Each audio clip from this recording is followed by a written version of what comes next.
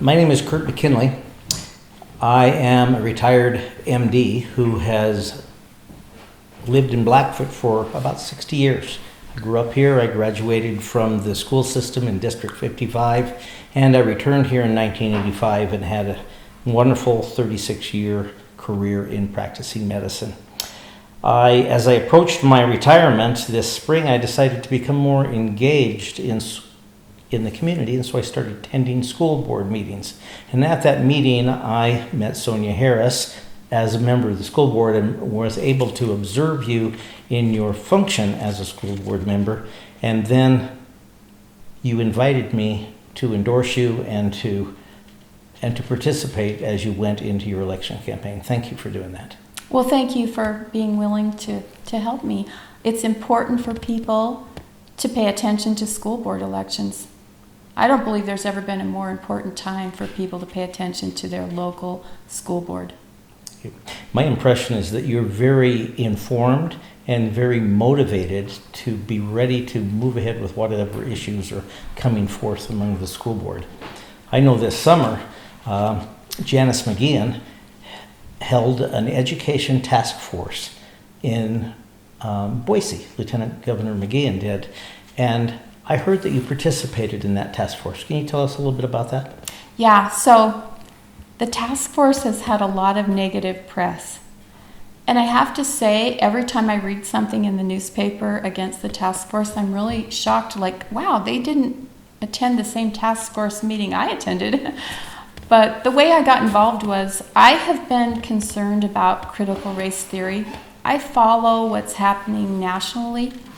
And, I follow some education groups, some parent groups. And so I was aware of people way back at the beginning of the summer being really concerned about what their kids are learning in public education.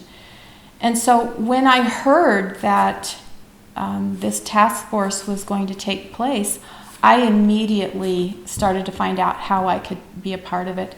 And I ended up getting some endorsements from a couple of legislators, and then I sent in those endorsements as well as a letter of inquiry into how can I be a part of this. I was chosen to be one of 16 task force members.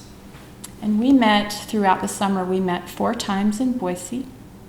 It was at our own expense. So I paid my own gas, I paid my own hotels, and the experience was really good. It helped me, I believe, to see what critical race theory is, how to recognize it, and how to hopefully keep it out of our local school district. And Dr. McKinlay, I have to say, I am really thankful that through this whole process, although I found a lot of evidence of CRT being used throughout Idaho, I saw no evidence of it being used in the Blackfoot School District, and I hope to keep it that way. Sonya, what is your personal definition of what critical race theory is? Well, it's a big thing. Critical race theory, it's part of a bigger thing called critical theories, and I've actually done quite a bit of reading on it. But I think the simplest definition is just the idea that any discrepancies in outcome are because of discrimination. So if we have 2 groups of students, one group performing lower and one group performing higher, if it happens to be that this is a racial group and this is a racial group, then the assumption is that the racial group that performs higher is discriminating against the racial group that performs lower. And I just don't buy into that. I believe each individual student needs to be treated as an individual. We need to look at their strengths, their weaknesses, and how we can help them best, and not group them in any type of group. Do you think that critical race theory and the old definition of affirmative action are at all linked? Wow, I'll be honest, I'm not really clear on affirmative action. I know that it was racially driven. I know that it had to do with kids getting into college and maybe even employment issues. Quotas for admission based okay. on different standards, based Okay. on race, sex, various other standards other than performance, but different colleges, all of them, Harvard, Yale, all of them have different criteria. And I remember this summer hearing that Asians, for example, who tend to do very well as a group on their entrance tests, had to have a higher score than some other minority groups to get into the same college. Yeah. I don't agree with that. I believe in being judged for your merit. What can you do? What are your own individual strengths? Some people say equality of opportunity versus equality of outcome. Yeah. Does that tie in? Well, what I've heard is equity of outcome. So Equity. equality is what we're used to, like, everyone's treated equally, right? But then equity is trying to make everyone have that same outcome regardless of where they started. Now you have a degree in education, and you've taught special education and taught in this school district right up until the time you were elected to the school board. Is that right? Yes. Do you have opinions as a teacher for the last decade on the importance of school boards and administration? Yeah, so I actually chose to run for the school board while I was teaching third grade at Groveland Elementary. And I loved that job. Third graders are amazing. And I still get a little emotional because I cared about those kids. And I could see that there were things going on in the district that I really didn't think the school board knew. And I felt like if they just knew the real needs of teachers, if they just understood how much money an individual teacher has to use to supplement and help make sure that their classroom runs smoothly, surely we could make a change, right? So that's what made me decide to run for the school board. I realized that I had a unique perspective, that I would be able to bring something to the school board that would be helpful. And I've tried. The whole time I've been on the board for the past 4 years, I have really tried to honor that decision, to make sure that I was really doing what's best for kids and what's best for classrooms and teachers and taxpayers and everyone involved. Is that what you're most happy about in your service over the last 4 years?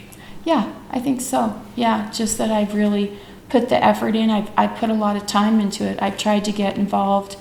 I've been involved in a lot of things across the state with the whole goal of making my position on the local board better, making my ability to serve better, because I would have a better understanding. I was appointed by the State Department of Education to help in rewriting the content standards. So,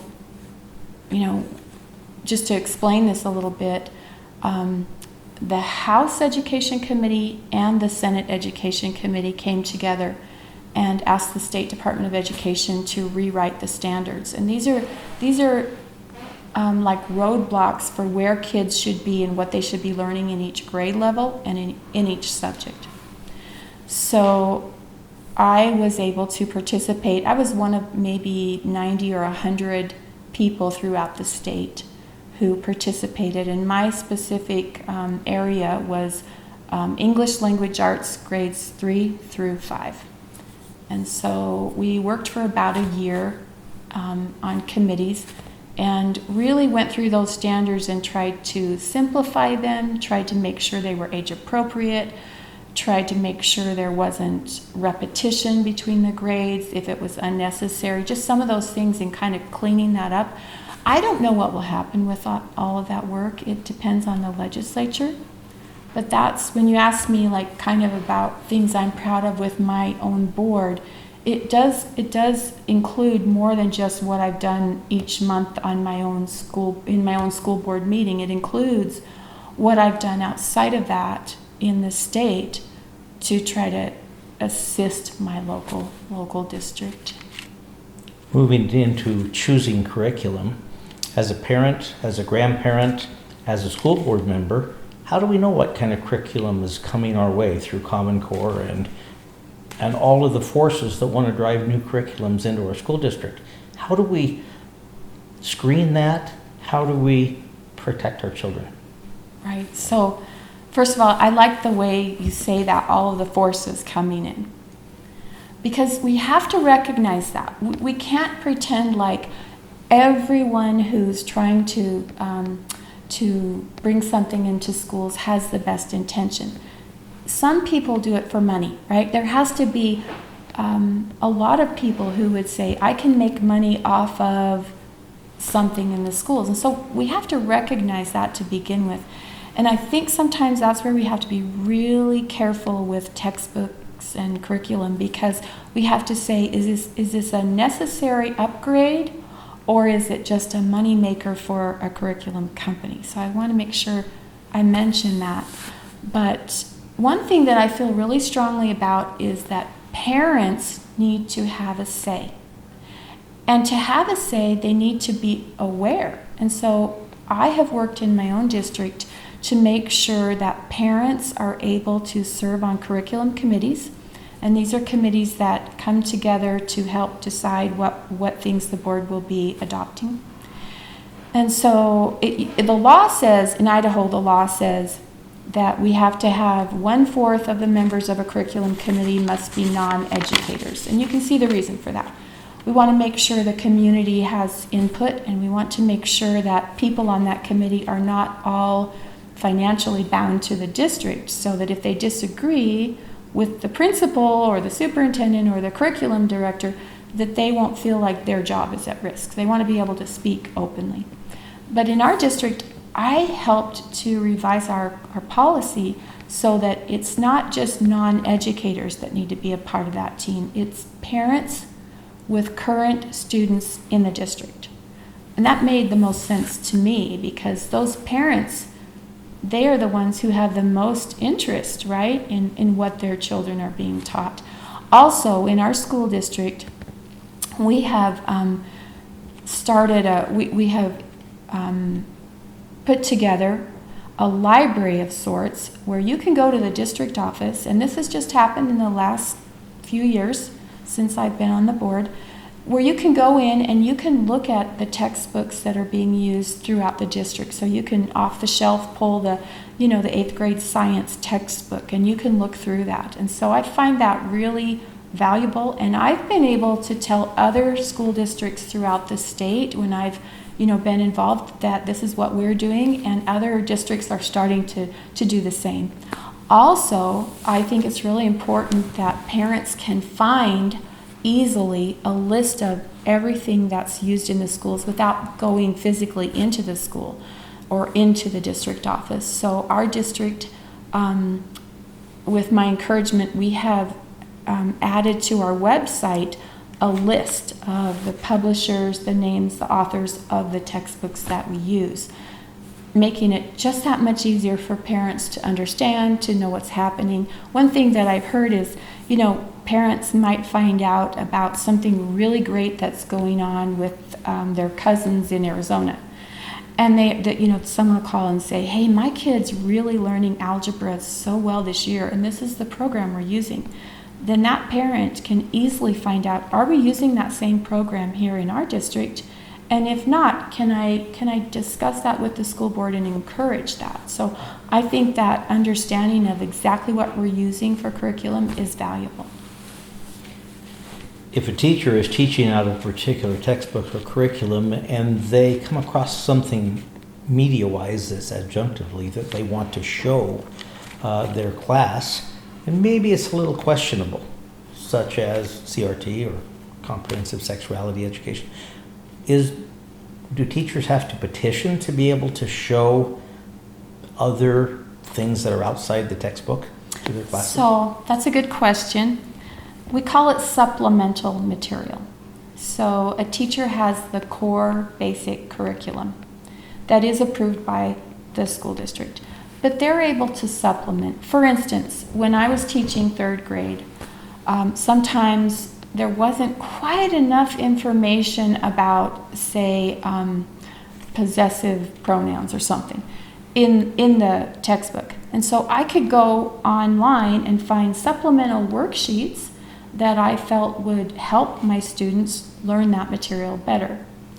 So the same thing in any subject area, but we do have policies in place that protect and help guide teachers as to what is appropriate and what's not. And these are some things that we've just been working on in our district. One is our curriculum policy, and another one is our controversial materials policy.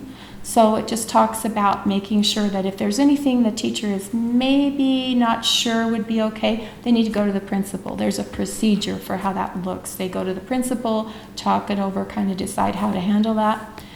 Also, there's a really clear outline that follows the new law. So the state legislature put in place a law that I believe it was House Bill 377. I can't remember the number of the law, but it outlines the ideas that are found in critical race theory that we want to avoid.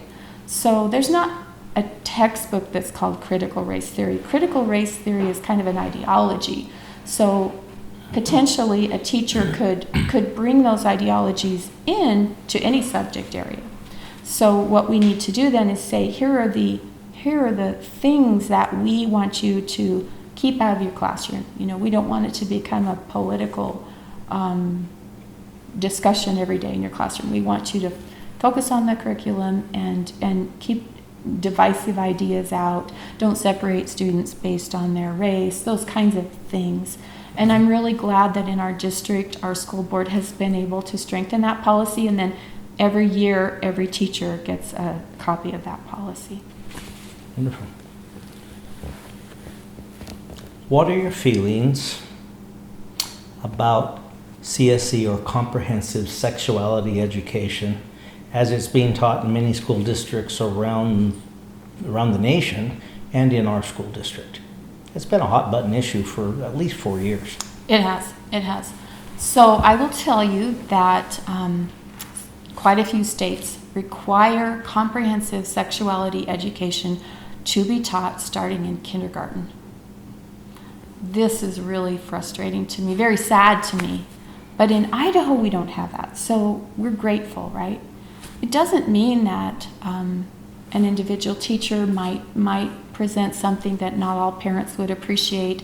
It doesn't mean that some of these programs don't sneak in on their own. And I'll give you an example of something that happened in our own district. So when I first got on the board, I was really aware of this comprehensive sexuality ed. CRT, I don't think it had really become something that people were aware of yet. At least I was not aware of it. But I was very aware of the sexuality stuff. And so the law in Idaho says that school boards in each individual school board in each individual district in Idaho, they get to make the decisions about what is taught regarding sex ed. So being new on the board, I said, well, I want to know what it is we have approved and what is out there that maybe we're not aware of. I want to see exactly what's being taught. So I asked the administration, I got some answers about, we just stick to, biology, physiology, very basic things like that. And that, I was glad to hear that. And then I reached out a little further and I found out that actually in our Independence High School, they were teaching a program and had been for years that is on some of the lists of parents' most disliked sex ed programs. One of these comprehensive sexuality programs that had a lot of the things in it that I don't believe parents would agree with or feel good about. I'll give you one example, just to be very frank. One of the homework assignments was to go shopping for condoms, and I don't think that that's really something that our patrons in our district would approve of. There were more things, but anyway, when I found that, I I was able to get copies of the workbook for each of the board members, and I presented that to the superintendent to give to them. We had a good discussion on our board about it.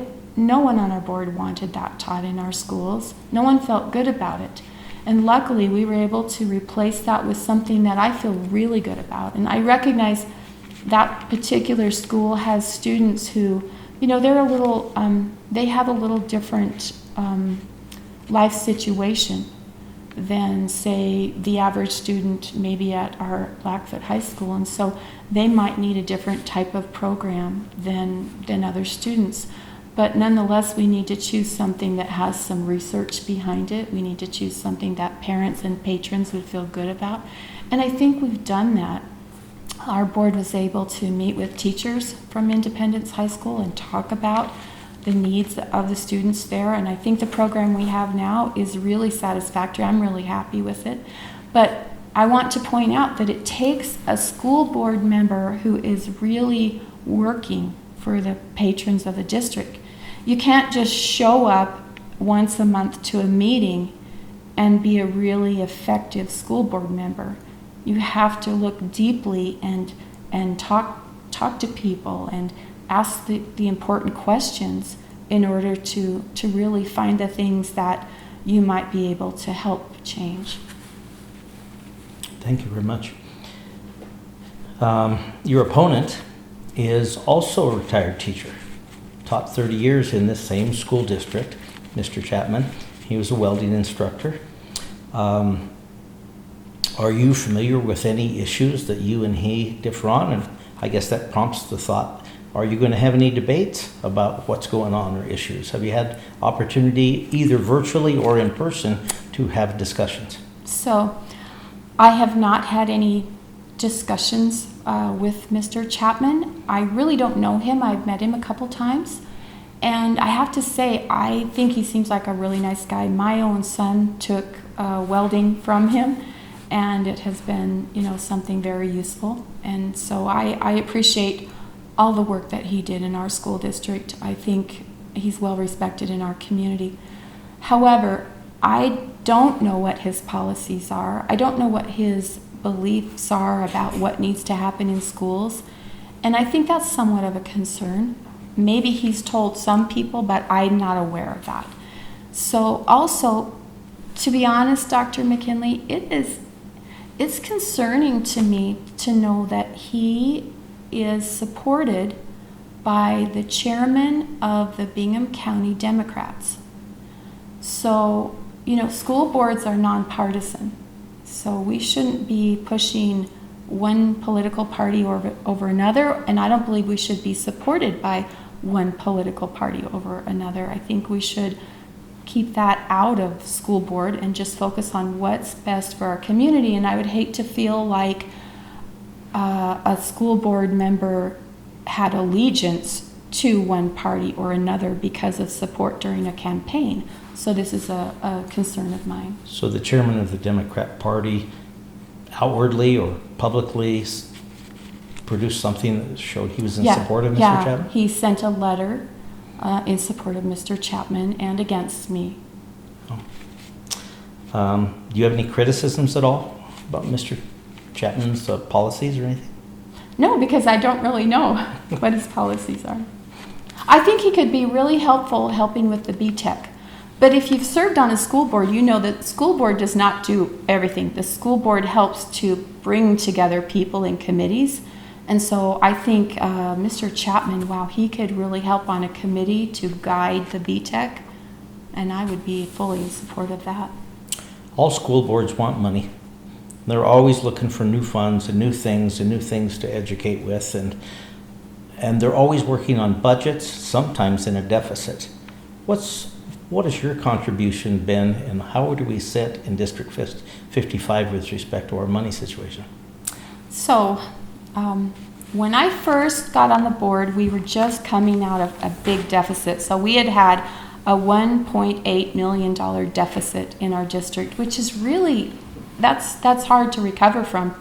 But I have to say that the district was coming out of that. Our superintendent and board had been working on that. When I got on the board, we were still $1 million in debt. And at this point now, we're about $1 million surplus. We have about $1 million surplus. Now, this is without COVID money. This is just with our regular funding sources.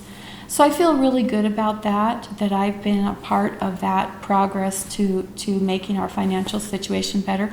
I also, for the last 2 years, have served as the treasurer of the Blackfoot School Board. And that means that I have an extra job besides being a trustee. I also, and you understand, I don't get paid for any of this. Being a school board member is just a voluntary service. So, but I go into the district office once a month before the board meeting, and I look through the bills, and I look to see if I find anything that's a question that I have a question about, and then I work with the finance team there at the district office, and also Mr. Kress, our superintendent. If I have a question, they answer it for me, and I have to say, usually whatever my question has been, quick and easy answer, nothing to worry about. But that's just something I have felt is important, that you always have to have oversight, right? We've got a $25 million budget. You got to have oversight just to make sure that, there's not a time when we're saying, wow, is there money being spent in one place that maybe ought to be spent somewhere else? And really, the whole board does that. Another thing about being the treasurer is that I meet once a year with the auditors. And that has been an interesting thing because we have a dialogue. So they ask me some specific questions about, how do I feel about our finances? Do I have any concerns? And I've been able to honestly say to them, I'm kind of wondering if maybe we ought to work a little harder on this one area or something. And then those auditors are also able to say to me, now here's some things you ought to be looking at as a board. And I have at times relayed those to the board, and we've worked on that. And so it's a good practice to have someone on the board just having that extra oversight for the finances. I also serve on the district finance committee. It doesn't meet very often, but it's a group of patrons who come to a meeting where we are just given kind of a breakdown of what's going on in the district as far as our financial position. And I have really appreciated the members of our community who step up and serve on these types of committees. As a member of the school board in Zone 4, how do parents approach a board member? Have they approached you, and how do you communicate or respond to these parents? Yeah, so I have tried to be really open with parents, and especially with curriculum. I have let parents know when we are getting new curriculum, where they can find that curriculum, and some of the concerns I might have with curriculum. But as far as any other concerns, parents are always able to call me. My phone number is not listed on the district webpage, but my email is. So people can email me and say, hey, I'd like to talk to you. Of course, if it's someone who knows me, they can just call me, but I would call them, or we could get together. I want patrons of our district to always feel like their school board listens. Of course, there are some open meeting laws that require, if there's anything quasi-judicial that's coming before the board. So this would mean something that might potentially go to court, such as like a teacher's contract. I can't talk about an employee's performance with a patron of the district. That would just be, it's unethical.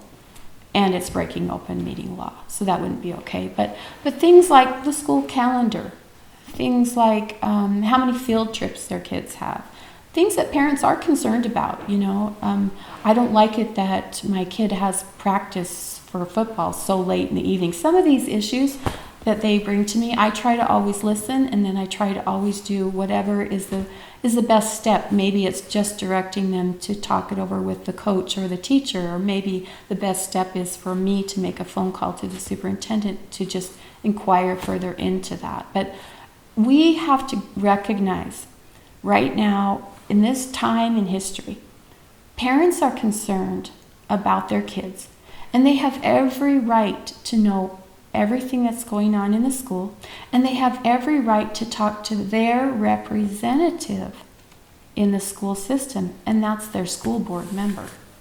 Probably school boards are more in the news and parents are more aware of their responsibilities, especially with critical race theory and sexuality education coming down. So in the news almost every day is something related to outraged or very concerned parents that want school boards to hear. I'm even told that sometimes parents are being considered as internal terrorists now. Domestic terrorists. Domestic terrorists. Yes, yes. Could that ever occur in our district?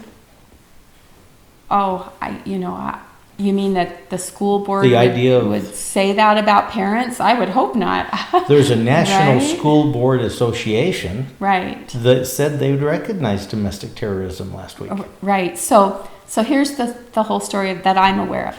The National School Board Association came out with a letter to the Department of Justice, the National Department of Justice, saying, hey, we've got these parents who are so upset at school board meetings that we want you to label them as domestic terrorists.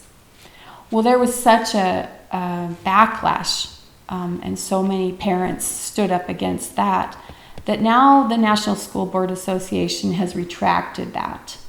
But still, I believe local school boards and state school boards need to look into this and decide how they feel. Now, on our school board, and actually it was another board member who suggested this, but next month at our regular meeting, we will be having a discussion about that particular issue.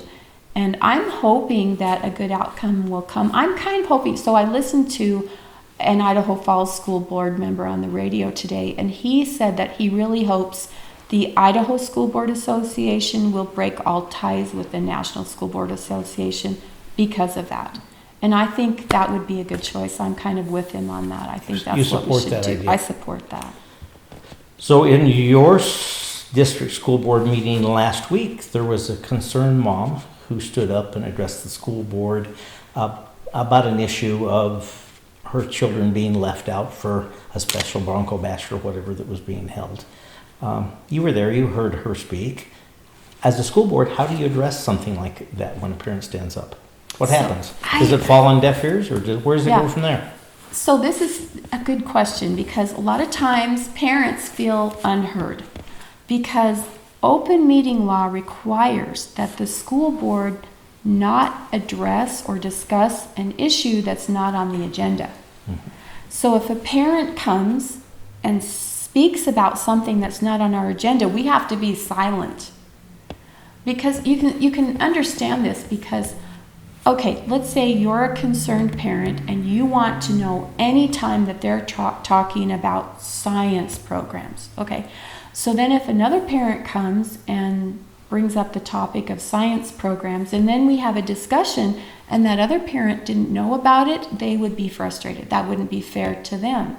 So the parents or patrons have a right to know what topic will be covered, so that if they choose to be there to either make a comment or just listen to the discussion, they have that opportunity. They're fully aware of what will be discussed. So back to the parent and how that's addressed. The parent comes, they're worked up. The parents aren't going to come to a school board meeting usually unless they have something they're really concerned about.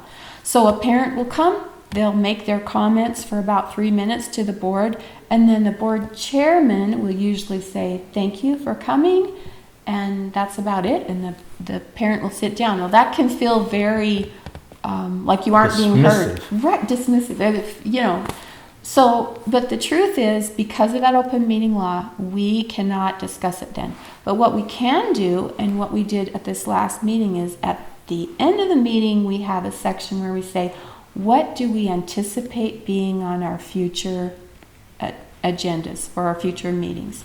And so that's when we can say, oh, well, next meeting, let's put this issue into our meeting. And then we have to make sure the public knows what our agenda items are. And that's part of the open meeting law as well. Great. Last subject, Common Core. It's been part of the curriculum and law in this state for a decade or so. What are some of the good things that have happened because of Common Core, and how do you feel about continuing on with Common Core and all of the federal strings that are attached? Okay, so I was teaching I was teaching at the 6th grade here in Blackfoot when Common Core was put in place, 2011. And I remember it being pretty tricky because we didn't have curriculum that was aligned to the Common Core at that point. And they just told us, well, do the best you can. You might have to pull in more supplemental material, do what you can, kind of a thing. And that, that has then evolved into the need to purchase new curriculum, and teachers have had to work really hard to update their lesson plans and everything that surrounds that. And the truth is, there are some good things about Common Core. I think it's a pretty good thing to have a common path that we can know if a student in 4th grade here moves to another state that's also using Common Core, they'll be at the same place. They'll be learning pretty much the same topics at the same time. There's some value to that. I can see a value to that. However, our state has spent hundreds of millions of dollars trying to improve education during the implementation of Common Core and surrounding Common Core with teacher training, with technology, with the testing, just all the things that have come with that. And there is no proof that Common Core has done anything to improve student outcomes. That's the truth. So no matter how much people might say, yeah, but teachers like it, or it's good for kids. Well, if it's good for kids, we should see proof of that. But our SAT scores have fallen. That's the test that shows you if you're ready to go to college. Our NAEP scores have flatlined. So there's just no proof that it's been effective.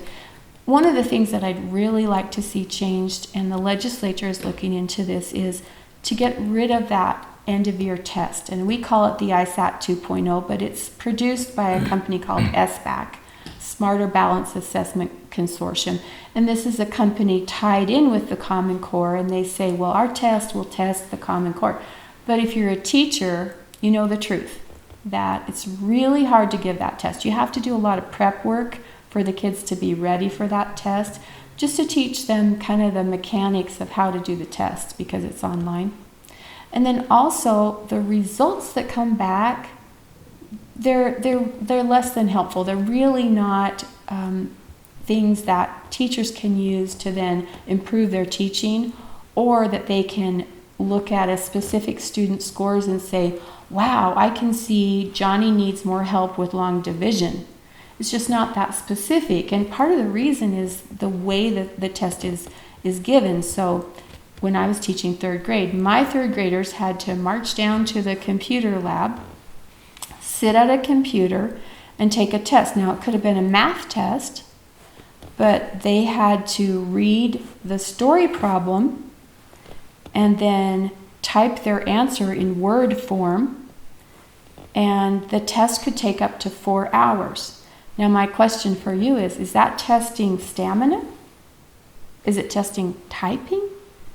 Is it testing reading comprehension? Or is it testing math? And how do we know? So I'm just not really happy with that test, and I think a lot of people across the state are seeing that it's been very expensive. It's very expensive. Iowa Basic Skills, pretty cheap. SBAC testing, very expensive. So part of that is it has to be in some of the parts of it have to be hand scored by a person. So you can see the expense would be really high. Anyway, those are some issues about Common Core that I think we need to look at. And of course, everyone knows about the Common Core math, that it can be very confusing. And some parents are saying, can we move further back to kind of a more traditional math? And that's something our state is trying to accomplish. I sat in a school board meeting a few months ago where the annual statistics of how our students did on all of this testing came forth. And it was, as you might expect with COVID, across the board, across the nation, there seemed to be a decline in testing because kids weren't in school. They were at home, and maybe they weren't studying as hard as they should have, obviously, because their testing scores were down.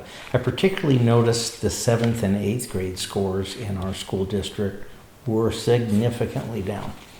So as a school board member, when you heard those numbers, what did you think? Did you expect that? And now they're freshmen in high school, these kids. How do we help these people make up for lost ground? Well, to be honest, school board members do a lot, but we don't do everything. And we have experts in our schools who are looking at those. So that's part of the idea of a school board being able to delegate to some degree. So our job is to say to the superintendent, please make sure that someone is looking into that, someone with the expertise in that subject matter to look closely at the data and propose some changes, propose some, maybe we need more funding, maybe we need, extra time for the kids. I don't know, but that's just the kind of the intricacies of how the school board works with the professional educators and administrators who really know their craft and are able to help us. Well, Sonya, it's been a delight talking to you about these issues over the last while. And the patrons in in Zone 4 of this district at least know how you stand with your opinions on these issues of CRT, comprehensive sexuality education, and Common Core. Obviously, you're very informed and you're very passionate about your opinions, and I appreciate your time. I appreciate knowing you. Thank you. Thank you for the interview, and I'm looking forward to November 2nd. I really hope that people will get out and vote.